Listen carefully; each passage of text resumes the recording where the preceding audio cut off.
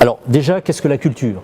La culture, c'est un ensemble complexe de variables, les rituels, les coutumes, l'art, la connaissance, les règles, la loi, donc tout un ensemble de variables qui varient en fonction des différents pays, des différentes cultures. Interculturel, qu'est-ce que c'est? Eh bien, c'est être en capacité de comprendre ces variables quand on va dans d'autres pays. On n'est pas sur du multiculturel, où c'est un ensemble de strates, où il n'y a pas de communication entre les différentes cultures. On est bien sur l'interculturel, c'est-à-dire d'être en capacité de bien comprendre ces différentes variables, pour que lorsqu'on va dans un autre pays, eh bien, tu es en capacité aussi de prendre une part de ses coutumes, une part de ses rituels, de bien les comprendre.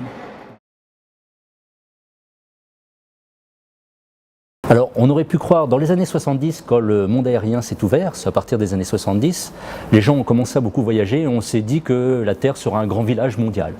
Et il s'avère qu'aujourd'hui, on voit à quel point on peut se tromper. Parce que justement, encore aujourd'hui, les gens ont besoin d'avoir une identité, d'avoir un repère social, et on voit bien qu'on ne vit pas de la même manière en Chine, en Russie ou encore aux États-Unis. Donc contrairement à ce qu'on croyait dans les années 70, le monde n'est pas un village mondial, il est vraiment un endroit avec des coutumes, des cultures qui tentent à perdurer et qui vont encore perdurer contrairement à ce qu'on pourrait croire. Alors, c'est vrai qu'on a des marques mondiales, Coca-Cola, Nike, etc. Donc on pourrait croire qu'on va uniformiser tout cela, mais ce n'est pas vrai. Moi je peux vous dire qu'à partir des constatations que j'ai pu faire, en allant en Inde régulièrement, j'habite une partie de l'année en Inde ou en Chine, eh bien je peux vous dire que les différences sociales sont encore là, elles sont même exacerbées parfois, parce qu'on a besoin justement d'être différent en permanence et de se différencier. Donc je ne pense pas que même dans un futur, je pourrais dire lointain, tout le monde vivra de façon uniforme.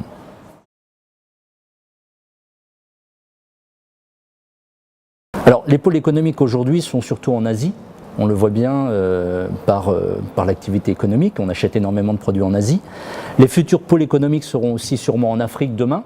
Si on fait une projection démographique, on est 7 milliards d'habitants aujourd'hui, 9 milliards demain, et on s'aperçoit que 75% de la population en 2050 sera en Asie et en Afrique.